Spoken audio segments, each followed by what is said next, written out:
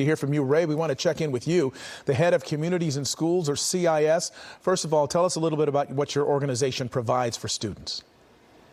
Well, it's great to be on. It's especially great to be on with Ms. Williams as a teacher who is going to be in this uncharted territory. Communities and Schools, at its best, is allowing people like Ms. Williams to do their work by handling all those non-academic barriers and obstacles that exist in a student's life just to begin that day one of learning. And what we do all over the country, and specifically in Los Angeles, we work with 1,000 students that we're case managing.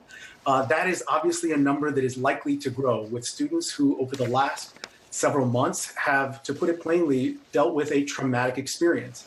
And so the concept that people might be having that we start on day one is going to be completely altered, because if a student is not ready to engage or connect, whether that is through technology or because they are dealing with trauma, that they need help, whether it's through one of our mental health specialists or our social workers that we employ and train at Communities and Schools, Ms. Williams can't do her best work. And so what we have done at Communities and Schools is had practiced over the last several months. We typically, of course, go where the students are, which are in the schools. But everybody has to reconfigure what the future looks like. So while it was Communities in Schools, now it's communities in front of screens, communities in front porches, or communities on the phone. And we also have to ensure, because we work with the most vulnerable students, that they have the technology in hand, knowing that even if they have perfect Wi-Fi and connection, that's still only half the battle. To echo what Ms. Williams described, what we focus on is monitoring tools around social emotional health, because we know the science around toxic stress and adverse child experiences. And if we're not confronting that, it will slowly, what we are afraid of, begin this process of not only disengagement from the activities that Ms. Williams puts in front of her, but disengagement from school completely. That of course leads to dropout, that of course leads to these students finding their way into somebody who will find them, whether that is a truancy court, or it is law enforcement, or is in front of a judge. We need to capture these students before that happens, and that's the reason we use the Communities and Schools, is to work with that population of students. Really quickly, I want to get to a viewer question that's true for an estimated 1/6 of the LAUSD population. This is from She Blessed 22 saying, I have no access to the internet or laptops at home. Is there assistance for that? Ray?